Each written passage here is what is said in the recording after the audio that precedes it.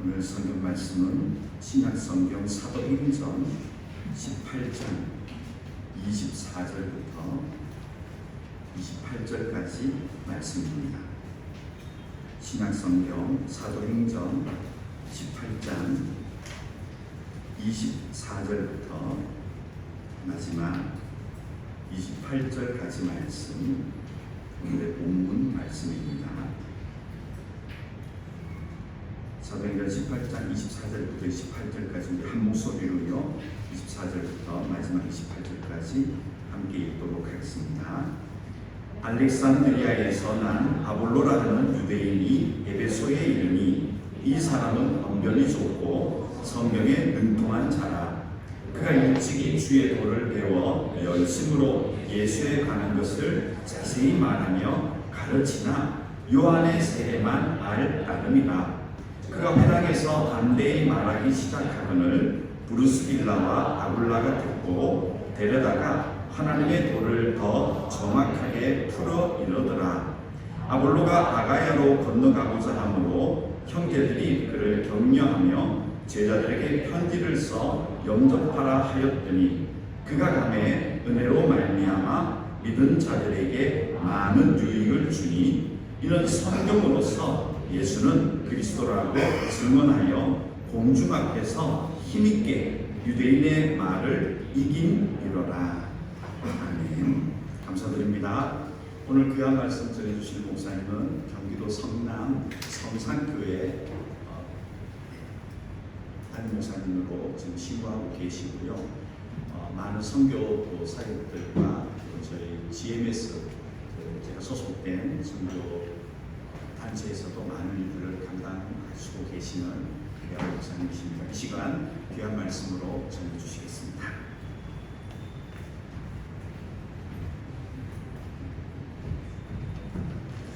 여러분들 반갑습니다. 강사를 소개할 때 이름을 안 소개합니다. 교회는 제가 담임 목사들이 37년 만에 처음인 것 같아서 제가 스스로 소개하겠습니다. 현상민이라고 합니다. 36년, 37년째 이제 담임 목회와 목사를 하고 있고 지금 이제 안식월을 좀 달라고 해서 라오스를 갔다가 태국을 갔다가 그저께 이곳에 왔습니다. 늘 호치민에 오면 마음이 편안한 것 같아요. 늘 이렇게 좋고 지금까지 한 15번 정도 지금 베트남에 온 것 같은데 여기는 강단에 제가 처음 준 것 같고 지난번 GMS 임원 수련회 때 여기서 팀원들 선교 보고할 때 그때 봤던 기억이 납니다.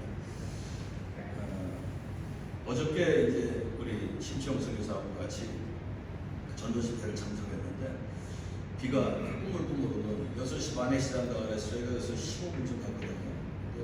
비가 내리기 시작을 하더니 어느 그 베트남 목사님이 설교하시는데 저도 이 베트남 말 하나도 몰라요. 신까먼밖에는 제가 모르는 사람인데 하나도 못 알아듣겠는데 마음에 감동이 와요. 그 말씀을 이렇게 그 기도를 들으면서 근데 그 기도가 비가 좀 멈추게 해달라고 비가 멈추지 않아도 또 이제 우리 마음이 변하지 않도록 해달라는 기도라고 우리 신청서라고 얘기를 해줘서 참 마음이 감동이 되는데 비가 또 멈췄어요. 야, 역시 이 베트남 목사님 영역이 대단하구나 했는데 조금 더 또 비가 또 왔어요.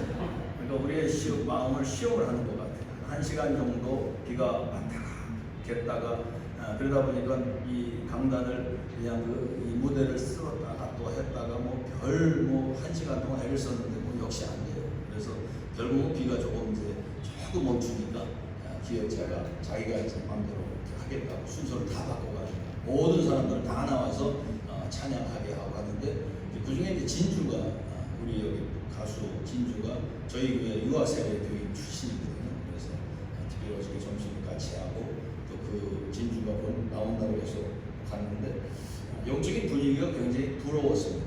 그렇게 비가 그렇게 많이 오는데도 형교회 같으면 아마 다 갔을 텐데 비가 떨어지면 아마 다 갔고 임영웅이나 이런 공연할 때도 또 다 있거든요. 그 팬덤이 심하니까. 근데 여기는 하나도 안 빠지고 나중에 봤더니 한 400 몇십 명이 결신했다고 그러고 계속해서 결신을 하는 그런 모습을 보면 여기가 인구는 기독교 인구가 좀 적지만 한국의 영성이 이곳으로 지금 오고 있지 않는가. 태국에 가보면 태국에서도 또 그런 영성 운동들이 벌어나고 있고, 여러분 지금 조국 교회를 위해서 기도해 주기 너무 감사한데 참 안타까운 현실입니다. 점점 더 동성애라든지 이런 여러 가지 것들이 심하게 지내다 보니까 코로나로 인해서 이렇게 심하게 교회가 핍박당한 적이 없거든요. 그럼에도 불구하고 한국 교회가 좀 다시 살아나고 있고 다시금 이제 영적 부흥을 꿈꾸고 있는데 우리 지금 다음 세대를 위해서 기도해 줘야 되는 것이, 저는 다음 세대가 아니라 지금 세대라고 생각하거든요. 그들이 같이 같은 공간에서 예배를 드리고 같이 신앙생활을 하고 있기 때문에 저희 교회에서 지난주에 제가 없을 때 우리 이 성남 청년 400명이 모여서 뜨겁게 집회를 했다는 보고를 들을 때 얼마나 감사한지 몰라요. 그래도 젊은이들이 일어나고 있고 아이들이 또 신앙생활 잘하고 있지만 현실적으로는 지금 2%라는 통계가 나올 정도로 2% 미전도 종족이거든요. 한국 교회가 미전도 종족으로 지금 변해가고 있는. 지난주에는 대법원 헌법재판소에서 육군훈련소에서 교회 예배 드리는 것을 예배 드리러 가게 하는 것, 종교 활동하는 것이 위헌이다. 그리고 종교 활동하게끔 지휘관들이 얘기하는 것 자체가 위헌이다라고 선고를 했어요. 그럼 아이들이 요즘 핸드폰이 종료가 돼서 교회 안 오거든요. 근데 거기다 또 헌법적으로 문제가 되니까 지휘관들이 교회 가라는 소리를 못하니까 그 황금 보고가 없어집니다. 그런 안타까운 현실 속에 있습니다. 그렇지만 우리가 늘 이렇게 세계를 다니다 보면 참 그래도 한국 교회를 통해서, 물론 한국 교회가 선교의 빚진 자가 돼서 여러분들이 이렇게 나왔고 여기 있는 선교사님들도 계시지만 여기 계신 모든 분들이 저는 선교사라고 생각해요. 한국을 어떤 이유에서든 간에 떠나서 나왔는데 여기 계시는 분들이 제가 외국 사람들 만나는 것보다 베트남 사람들 만나는 것보다 여기서 이곳 현지에서 얼마나 많은 주위 사람들을 만납니까? 그들이 여러분들을 볼 때는 그리스도로 볼 수 있기 때문에 여러분들이 어떤 행동, 어떤 말을 하느냐에 따라서 복음이 어떻게 왜곡되느냐 아니면 정말 정확하게 갈 수 있느냐 이것이 결정된다고 봅니다.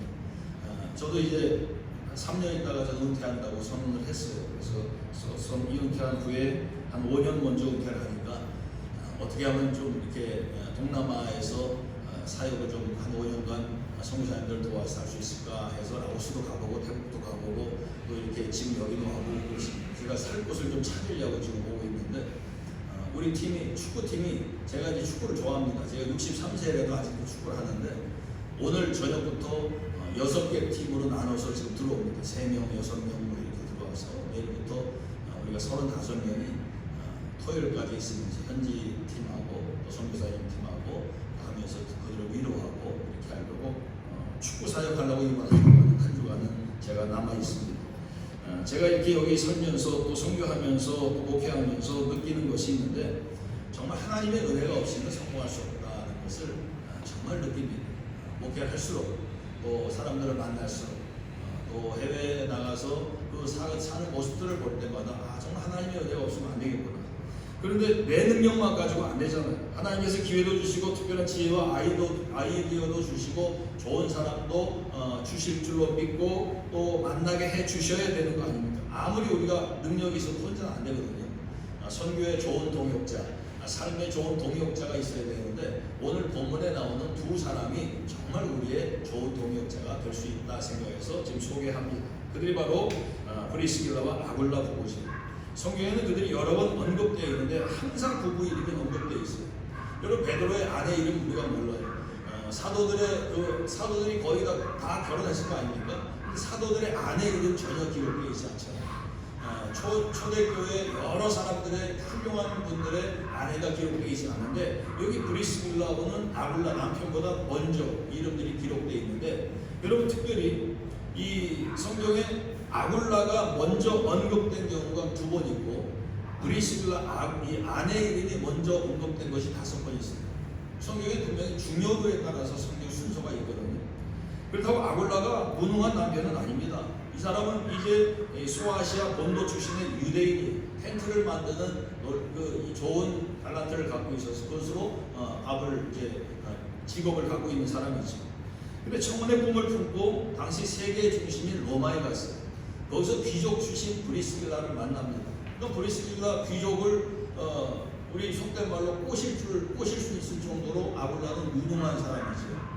여러분 여러분들의 아내를 꼬신다는 게 좀 그렇지만 이렇게 선택을 해서 결혼한 위대한 남편들이 얼마나 좋습니까? 근데 내 아내를 너무 과소평가해서 그게 문제죠. 그러면 안 되지. 근데 둘의 행복한 결혼이 어느 시점에 가서 시련이 오기 시작했어요. 당시 글라우디오 황제가 로마로부터 유대인을 추방 명령을 내립니다. 그러니까 아내인 브리스길라는 귀족이지만 남편이 유대인이니까 할 수 없이 추방당할 수밖에 없어요. 그래서 고린도로 이주했는데 그들의 꿈과 희망이 깨졌잖아. 내가 저 세계 수도인 로마에 가서 성공하리라 했던 아굴라의 꿈이 깨졌어요. 근데 고린도에서 사도 바울을 만납니다. 그리고 새로운 사명을 깨닫고 선교를 위해서 자신의 안락함을 희생하고 위험 부담을 감수하면서 결국 그들이 부부가 받았던 시련이 큰 축복으로 바뀌는 역사가 있었습니다. 어떤 일이든지 위험이 없으면 위대함도 없어요. 그러니까 여러분들이 지금 이 베트남에 어떤 이유로 왔지만 우리 한국에 살고 있는 사람들에 비해서 위험을 감수한 거잖아요. 그렇기 때문에 위대함이 있다는 겁니다. 이곳에서 만난 많은 이 베트남 사람들에게 또 한인들에게 많은 위로와 선교적인 도전을 가진다면 여러분의 일생이 지금 물질적인 거나 여러 가지 것으로 스트레스를 받고 힘들어도 하나님께서 여러분을 통해서 얼마나 큰 역사가 있을 것인가, 저는 그것을 여러분들의 이 모습을 보면서 꿈꾸어 봅니다. 근데 고린도에서 두 분은 자기 집을 교회 장소로 제공했어요. 자기 집을. 좀 여유가 있었던 사람 같지요. 그리고 바울의 선교 사역을 힘써 도와서 고린도 교회를 크게 성장시켰습니다. 그런데 바울이 고린도 교회를 성장시키니까 고린도를 떠나요. 그러니까 자기가 이 바울을 정말 이 부부가 힘써서 도와서 고린도 교회를 성장시켰는데 담임 목사가 떠나니까 얼마나 어렵습니까? 그럴 때 이 브리스길라와 아굴라 부부가요 같이 떠나요. 18절 상반절에 바울은 더 여러 날 머물다가 형제들과 작별하고 배 타고 수리아로 떠나갈 때 브리스길라와 아굴라도 함께 하더라고요. 여러분 담임 목사가 선교하러 간다고 그랬을 때 내가 이 교회를 그만두고 선교하러 갈 때 교인들이 따라간다? 쉬운 일이 아니지. 저는 현대판 이 브리스길라와 아굴라 부부를 저는 봤던 사람이에요. 제 친구, 제 후배인 목사가 중국에 뜻을 품고 몇십 년 전에 간다고 했더니 그때 몇십 가족이 같이 따라갔어요. 저는 그 모습을 보면서 그 친구, 그 목사를 보면 난 존경해요. 어떻게 저럴 수 있을까? 몇십 가정이 목사님을 도와서 같이 중국으로 가서 거기서 거의 한인교회를 700명 정도 되는 크기로 했는데 공산당이 그냥 그 교회를 그냥 너무 그냥 이렇게 방방 뜨니까 그야말로 자기들이 볼 때 이건 너무 우리 중국 체제에 위험이 있다 하고 그 수위를 넘어가니까 교회를 하루아침에 그냥 묻어뜨리더라고요. 그런데 그분이 다시 또 한국에 와서 또 개척을 해가지고 지금 이 GMS의 선교사님들은 얼마나 많이 몇십 명을 후원하는 그런 교회가 몇 년 안에 그렇게 또 큰 부흥을 하는 것을 제 눈으로 봅니다. 여러분 그렇게 이 담임 목사님의 그 목회 비전을 통해서 사도 바울이 그렇게 갈 때 브리스길라와 아굴라 부부가 함께하는 모습을 볼 때 이 사도 바울이 얼마나 힘이 날까요? 나중에 사도 바울은 그 부부를 나를 위해서 목숨까지 내놓는 부부라고 이야기할 정도입니다. 로마서 16장에 너희는 그리스도 예수 안에서 나의 동역자들인 브리스길라와 아굴라에게 문안하라. 그들은 내 목숨을 위하여 자기들의 목까지도 내놓았나니 나뿐 아니라 이방인의 모든 교회도 그들에게 감사하느니라. 브리스길라와 아굴라 부부는 선교를 위해서 또한 목자를 위해서 자기들의 모든 것을 희생해서 죽기까지 헌신을 했어요. 얼마나 하나님이 그 모습을 기쁘게 보셨겠습니까? 하나님은요 부부가 한 마음으로 선교하는 과정을 반드시 축복하십니다. 그런데 여러분이 선교의 현장에 남아 계시잖아요. 그래서 하나님이 여러분들에게 특별히 여러분의 자녀들에게 주신 그 복을 지금부터 머릿속에 그려보세요. 하나님 이런 복을 나에게 주실 것이구나. 하나님 내 자녀들에게 이런 큰 복을, 비록 나는 지금 저 힘들어도 우리 선교하시는 선교사님들도 지금 힘들어도 저는 이 MK들의 잘 되는 모습들을 저희 교회에서 70명의 그 MK들을 2년 동안 한번 홈스테이를 한번 수련회 할 때마다 홈스테이를 했는데 그 아이들의 간증을 들어보면 정말 눈물이 나요. 우리 교회들이 다 눈물을 흘려요. 이건 고등학생들의 이 간증이 산전수전 공중전 다 겪은 아이 사람들의 그 수준이에요. 전부 다 돈 얘기예요. 어렸을 때 힘들었던, 부모님들이 힘들었던, 근데 지금은 너무 행복합니다. 그 아이들의 제가 성장하는 모습들, 그때 아이들이 지금 결혼해가지고 목사님 저 결혼했어요 하고 청첩장을 보내는 모습들을 볼 때 얼마나 좋아요. 일단 아이들이 4개국어 5개국어를 막 하잖아. 나는 핸들이 빠이 꺾고 3개국밖에 못하는데 그 아이들은 그냥 잘잘잘 하잖아. 이것만 가지고도 얼마나 큰 복입니까? 그런데 그런 부부의 자녀를 세계적 안목을 가진 훌륭한 자녀를 키워주실 것인데 우리는 내 사랑하는 내 아내와 내 남편에 대해서 너무 과소평가하고 있어요. 그리고 그거 그렇지 않습니까? 내 아내를 정말 이 공주처럼 아니 왕비처럼 대하십니까? 내 남편을 왕처럼 정말 내 인생의 최고라고 생각하고 대하십니까? 근데 살다 보면 그렇게 안 되잖아요. 어느 날 미국 서부의 시골 마을에 사는 부부가 금혼식을 치렀어요. 결혼하고 50년. 근데 한 번도 이 부부가 싸운 적이 없대요. 그러니까 전 세계 이제 전국에 소문이 나면서 신문 기자가 와가지고 인터뷰를 해요. 남편에게 묻습니다. 오랫동안 행복에서는 결혼의 비밀을 취재하러 왔는데 어떻게 50년 동안 한 번도 안 싸웠습니까? 또 진짜 안 싸워요. 보통 사람들은 집에 가서 싸울 텐데 밖에서는 그렇게 안 싸우는 모습처럼 보이는데 우리 집에서도 안 싸웠어요. 그럼 안 싸우는 비결이 무엇입니까? 우리 신혼여행 때 50년 전에 신혼여행 때 특별한 경험을 했기 때문에 그때부터 우리는 안 싸웠습니다. 근데 노새를 타고 그랜드 캐니언 협곡을 여행하는데 제 아내가 탄 노새가 갑자기 비틀거려서 제 아내가 깜짝 놀랐습니다. 근데 그 아내가 노새 귀에 대고 너 첫 번째야 그래. 근데 가다가 또 넘어질 뻔해가지고 또 놀래니까 이 조용하게 아내가 너 두 번째야 세컨. 근데 세 번째로 또 탁 넘어졌을 때 아내가 갑자기 총을 꺼내가지고 막 쏴서 죽였어요. 놀래가지고 남편이 아니 어떻게 동물을 그렇게 학대할 수 있냐, 그렇게 총으로 죽일 수 있냐 했더니 아내가 첫 번째야. 그때부터 50년 동안 잘 기가 죽은 사람이에요. 오늘 또 집에 가서 아내들이 이제 첫 번째야 하시는 분이 있을지 모르겠어요. 지금 여러분 많은 남편들이 기가 죽어 있어요. 정말 기가 죽어 있어요. 밖에서도 기가 죽어 있고 집에서도 기가 죽어 있고 아이들도 엄마가 들어올 때 엄마하고 반기는데 아빠 들어올 때 자기 방에 다 들어가 있어요. 여러분 그렇게 기가 죽어 있는 남편들 아닙니까? 부부의 제일 가는 의무는 서로 기를 살려주는 겁니다. 여러분 브리스길라는 똑똑한 귀족 출신의 명망가 딸이에요. 근데 천민 출신 남편을 전혀 무시하지 않았습니다. 당신은 그냥 집안일만 해. 우리 그냥 이 처가도 봐. 이게 아니에요. 그들은 함께 서로 존중하며 멋있는 팀워크를 했습니다. 여러분 가정과 교회에서 그런 멋있는 팀 사역을 해보세요. 하나님의 사명은 대개 혼자 이루지를 못합니다. 그래서 서로 끊임없이 사명을 도전하고 격려해야지. 그럼 훨씬 더 하나님의 일을 잘할 수 있고 여러분의 가정을 통해서 사도 바울과 같은 큰 인물이 내 자녀를 통해서 그런 큰 인물이 나올 수 있다는 것입니다. 이제 선교와 구제의 가치관 지나고 선교사님들을 정말 힘써서 돕고 또 여기 나와 있는 모든 분들이 내가 선교사라고 생각하고 정말 이 많은 선교사 배출의 꿈을 키워보면 여러분 베트남이 복음화되면 1억 명의 이 인구가 이게 장난 아니거든요. 1억 명의 이 사람들이 복음화됐을 때 인근 나라로 많은 사람들이 선교사로 나갔을 때 이 동남아시아가 복음화되면 여기 젖줄이잖아요. 그런 꿈을 한번 꿔보시라는 겁니다. 여기서 그냥 돈을 벌고 여기서 그냥 내가 삶을 살고 이런 것으로만 그치지 말고 선교의 꿈을 가져야지. 하나님은 선교하는 교회와 가정에 반드시 은혜를 주실 것입니다. 남을 돕고 사는 것이 축복받는 비결이에요. 그래서 우리 한국교회가 지금 영적으로 선교를 수출한 거, 복음을 수출한 거, 이게 한국교회 큰 자랑인데 그 본토 교회가 지금 많이 쇠퇴하고 있어요. 지금 이 코로나로 인해서 정말 힘들었어요.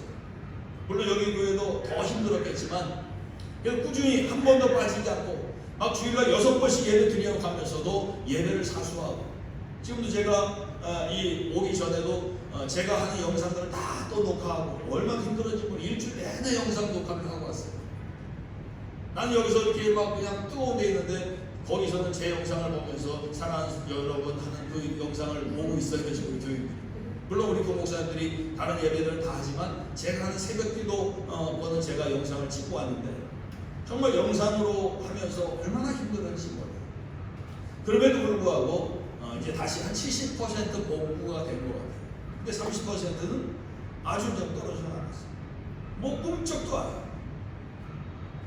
그런 환경 속에서 다시 한번 우리 한국교회가, 조국교회가 일어날 수 있도록 여러분들이 더 기도해 주셔서 감사하고, 또 이제 이곳에 나와 있는 사이공 이 선교교회, 선교라는 이름이 붙은 교회 쉬운 얘기 아닙니다. 이 교회를 왜 세웠는지, 왜 선교라는 이름을 세웠는지를 깊이 묵상하면서 정말 선교사님들과 함께 선교할 때 이곳을 통해서 이 사이공이 정말 월남, 옛날 말로 다 나오네. 사이공, 월남, 그리고 또 전국이 보고가 된다면, 또 여기서 오히려 베트남 사람들이 우리 한국에 선교사로 와가지고 우리들의 복음 전하는 그날을 기대해 보면서 우리 함께 더 많은 이 선교를 위해서 도와야지. 저도 노예 선교위원장으로, 또 이 미자립교회 위원장으로, 또 GMS에 임원을 한 6년 있으면서 우리 교회에서도 여러분들 선교사님들 한 30여 분 정도의 선교사님들 협력하고 있어요. 그분들의 선교 기도 제목들을 들을 때마다 제가 교육하는데 그럽니다. 여러분, 선교사님들이 기도 부탁하는 게 그냥 기도 부탁하는 거냐, 돈 달라는 거 아니냐. 그러면 여러분들의 복기 주머니를 열고 여러분들의 기도의 보따리를 열어서 정말 그분들이 교회 홈페이지에 올라온 기도 제목들을 보고, 또 우리 교회 와서 설교하시는 그분들, 이 선교 보고하시는 분들의 그 애환들을 들어줘요. 미자립 교회들 얼마나 어려워요. 그분들을 위해서 우리가 사정들을 들을 때 그냥 잊지 말고 정말 같이 성장해야 되고, 내가 하지 못하는 그 선교를 하시는 그분들을 위해서 애써야 되지 않냐고 할 때 그래도 많은 분들이 동참을 해요. 제가 여기 나올 때마다 또 저를 후원하시는 분들도 있고, 어떤 집사님은 목사님 양보하시죠. 나 지금 돈 필요해. 나 지금 내일 모레 돈 필요하니까 또 거액을 또 갖고 오고. 그런 일들이 한국교회에 있기 때문에 세계 복음화를 위해서 애를 쓴 것이에요. 근데 여러분, 여기 계시는 분들 가운데 선교사님 아닌 분들은 저게 무슨 선교사야, 저게 무슨 선교하라고 와서 이런 판단하실 수도 있지만, 저는 안 그렇다. 그렇게 보면 안 된다고 봐요. 그분도 그분의 나름대로의 그 달란트가 있고, 그분도 나름대로의 사명이 있으니까 그분을 위해서 기도해 주고, 여러분 현장에 있으니까 뭐 제가 더 자세한 얘기를 할 필요가 없잖아요. 한국교회는 여러분들을 위해서 기도하고 있다는 것을 생각하셔야 되죠. 어려운 얘기를 듣고 그냥 있는 것은 성도의 도리가 아닙니다. 후원자를 달라고 기도하세요. 오병이어의 축복의 이 역사가 나타나기 위해서 정말 나에게도 좋은 믿음의 후원자가 생겨나게 해달라고, 재정의 후원자가 생겨나게 해달라고 기도하세요. 여러분, 꿈과 비전은요, 한 사람의 헌신이 모태가 돼서 이루어지는 경우가 많아요. 미국의 아이젠하워 대통령이 2차 대전의 전쟁 영웅이 되었고, 미국의 제34대 대통령으로 아이젠하워 대통령이 굉장히 유명하죠. 근데 이 사람이 이렇게 훌륭하게 된 것은 사실상 한 사람의 후원자 때문이라는 얘기가 있습니다. 육사에서 164명이 졸업했는데 그냥 61등 했던 평범한 장교였대요. 그리고 47세까지 만년 소령 달았답니다. 이런 군대는 계급이잖아요. 육사 출신이 소령을 47세까지 달았다는 것은 거기서 그냥 전역해야 될 그런 사람이지. 근데 만년 소령이었는데 그 아이젠하워의 얼굴에는 만년의 미소가 늘 그냥 항상 있었답니다. 오늘 마셜 참모총장이 그의 재능을 발견하고 후견인이 됐어요. 그래서 그건 초고속 승진을 하는데 말도 안 되는 승진합니다. 52세였던 1942년도에 1년에 소장과 중장을 한꺼번에 달아요. 별 하나에서 1년 동안 둘 달았다가 셋을 답니다. 그리고 1년 후에 별 4개를 달아요. 또 1년 후에 별 5개를 달아서 원수가 됩니다. 이런 훌륭한 성공 뒤에는 언제나 훌륭한 후견인과 은밀한 후원자가 있어요. 조용한 믿음의 후원은 사명을 이루는 가장 위대한 초석이 됩니다. 이제 좋은 믿음의 동역자와 후원자를 달라고 기도하세요. 근데 가장 강력한 후원자는 우리 하나님이시라는 것을 믿으시기를 바랍니다. 어떻게 브리스길라와 아굴라 부부가 사도 바울의 가장 소중한 동역자가 될 수 있었을까요? 그렇게 된 데는 아내였던 브리스길라의 역할이 특별히 컸지요. 남편을 인물로 만들어주고 남편을 인물로 바꿔준 사람이 아내예요. 좀 내 가족이 신앙과 사명을 우뚝 서도록 최선을 다해 도우세요. 그렇게 하려면 무엇보다도 예수님 때문에 기쁘게 사는 모습을 보여주어야 합니다. 그럼 예수님 때문에 형제를 사랑합니다. 예수님 때문에 자매를 사랑합니다. 우리 이런 복음성가 많이 불렀잖아요. 정말 예수님 때문에 서로 사랑하면 정말 좋은 일이 벌어질 것입니다. 브리스길라와 아굴라 부부가 사도 바울의 좋은 동역자 겸 후원자가 될 수 있었던 것은 이것만이 아닙니다. 이들은 복음의 핵심 내용을 알고 있었어요. 결국 그들은 열심도 있었지만 말씀 지식에도 균형 잡힌 인물이었습니다. 여러분, 아볼로라는 사람이 등장을 해요. 아볼로는 이 설교는 굉장히 잘했는데 거의 복음이 없었어요. 이거를 평신도인, 그 당시에 아볼로라고 그러면 지금으로 보는 목사죠. 근데 브리스길라와 아굴라는 평신도잖아요. 평신도가 아볼로의 설교를 들으니까 야, 이거 복음의 핵심 진수가 빠졌다. 그래서 그 사람을 불러다가 교제하면서 복음을 가르쳐요. 그리고 얼마나 그렇게 복음을 가르칠 수 있었다는 것은 사도 바울의 지도를 잘 받았고 말씀을 계속해서 가졌기 때문에 말씀 지식을 쌓고 기도하고 말씀 공부하고 있었기 때문에 가능한 거 아니겠습니까? 그러니까 24절에 알렉산드리아에서는 아볼로라는 유대인이 에베소에 이르니 이 사람은 언변이 좋고 성경에 능통한 자라. 성경에 능통한 이 아볼로예요. 근데 그 사람에게 성경을 가르쳐요. 근데 아볼로가 그 말씀 기쁘게 받아들여요. 결국 이 브리스길라와 아굴라 부부가 고린도 교회 담임 목사로 아볼로를 추천합니다. 브리스길라 부부의 추천을 받고 고린도 교회로 간 아볼로는 그곳 교인들에게 많은 은혜와 유익을 끼쳤어요. 특히 해박한 성경 지식과 언변으로 예수는 그리스도다, 이걸 증거하면서 공중 앞에서 유력하게 유대인들의 말을 이긴 사람이 됩니다. 28절에 있는 성경으로서 예수는 그리스도라고 증언하여 공중 앞에서 힘있게 유대인의 말을 이기미러라. 그러니까 아볼로는 고린도 교회 초대 감독이 됩니다. 어떻게 아볼로와 같은 성경 지식에 탁월한 사람이 자신보다 사회적인 위치가 낮게 보이는 이 브리스길라와 아굴라가 전하는 복음을 잘 받아들였을까? 여러분, 이게 우리 평신도 성도님들이 가져야 될 숙제, 이 퀘스천입니다. 물론 아볼로의 사람됨이 훌륭한 이유도 있겠죠. 더 중요한 것은 성경에 해박한 그를 설득시킬 수 있을 정도로 브리스길라와 아굴라 부부가 사도 바울로부터 배운 해박한 성경 지식이 있었다는 얘기입니다. 이분들도 성경 지식이 있었다는 것이에요.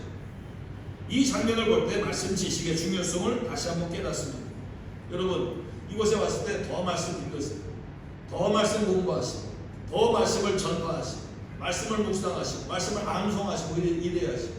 여러분, 요즘 동영상들이 발달하다 보니까요, 한국 교인들이 지금 이제 이 안나가 가나안 교인들이 전에 100만 명이라고 했거든요. 가나안 꼬꾸라면 안 나가잖아요. 안 나가면서 그냥 안 나가 교인이 많았는데 이 코로나가 있으면서 이제는 집에서 영상을 한 2-3개 보는 그런 이 족이 생겨버렸어요. 그러니까 자기 교회 영상 보고 그 다음에 뭐 제일 요즘 인기 있는 이찬수 목사, 우리 노예인데 이찬수 목사 이 설교를 듣고 그리고 또 끄적끄적 하다가 또 어떤 사람 그러다가 이단에 빠져요. 여러분, 요즘 박혁이라는 이 전도자라고 이혁인가 박혁인가 여기 들으시는 분 없어요? 그래도 괜찮네. 듣지 마세요. 오늘 또 가서 또 찾는 사람도 있습니다. 또 하지 말라고 그러고.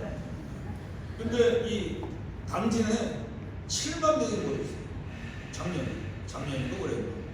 거기서 사실 압사사고가 있었을 뻔했어. 근데 그 사람은 막 병 고치고 막 저희 전 세계 다니면서 젊은 애가 전도사라 그러면은 신학교 안 나왔으니까 전도자라고. 여러분, 전도자라고 붙은 건 아예 보지 마세요. 그거 보면요 헷갈리고 그거 보면 따라갈 수도 있어요. 왜냐면 막 보이는 현상이 막 병 고치는 사람 막 일어나고 병도 고쳐주고 막 이 귀신도 쫓아가는 이러거든요. 자기가 뭐 영어도 잘하고 그래요. 그런데 그런 것들을 볼 때 느낄 때 이거 좀 아닌데 이 정도는 돼야 돼. 근데 긴가? 하고 가면 너무 맞아요. 요즘 얼마나 이 영상들이 이 동영상들을 많은 사람들이 그 이단들이 이용하는지 몰라요. 그렇기 때문에 그걸 확실하게 깨닫기 위해서는 말씀에 해박해야 됩니다. 말씀에 해박하지 못해도 이건 아닌 것 같아 이 정도는 돼야지. 그런 말씀을 가까이 해야 됩니다. 사람 여러분, 말씀을 가까이 하면요 모든 고민들이 해결될 수가 있어요. 그럼 대통령을 비롯한 어떤 공동체의 수장, 무슨 리더십을 갖기를 원하십니까? 그러면 성경을 통해서 다윗을 만나면 그걸 해결받을 수 있어요. 정말 탁월한 리더십을 얻기를 원한다면 성경을 통해서 모세를 보면 알 수 있어요. 다 나와 있는데 왜 다른 데 가서 보려고 그러는지 몰라요. 쾌락을 추구하는 방만한 삶의 비참한 결말을 보기를 원하십니까? 삼손 보면 되잖아요. 들리라에 빠지면 돈 얼마를 치르는 것을 끝나지 않고 결국은 두 눈을 잃고 헤매다니다가 결국 죽습니다. 해외 나가서 더 방종하는 그런 모습들을 여러분 보시잖아요. 그런 삶으로 나가지 못하도록 하는 영혼의 제동장치가 바로 하나님의 말씀입니다. 말씀 속에는 인간의 생사화복과 관련된 모든 원리가 들어있어요.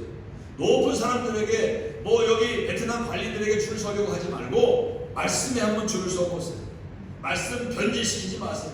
이건 옛날 얘기인데 지금 다르지 이러지 마세요. 말씀을 인간의 머리로 재단하지 마세요. 여러분 생수에 똥물을 조금만 넣어도 그거 못 먹잖아요. 똥물이잖아요. 사도 바울은 인간적인 지식을 배설물로 여겼다 그랬습니다.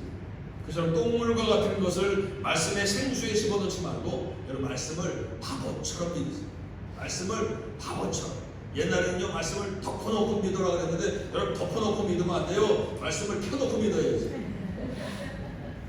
근데 그냥 말씀 그냥 아멘 하면 좋은 걸 그냥 아멘으로 생각하면 안 되잖아요. 말씀을 펴놓고 읽고 말씀을 지키고 말씀을 암송하고 말씀대로 살아가다 보면 하나님이 이 땅에서 어려움 속에 있어도 하나님이 지켜주실 것입니다. 말씀을 대할 때 인간의 머리로 너무 계산하지 마세요. 사람이 계산하기 전에 하나님이 다 계산해 놓으셨어요. 오직 말씀으로만 승부를 해보세요. 말씀을 순종하는 삶의 과목에 합격하느냐 이 여부가 인생의 성패가 달려 있습니다.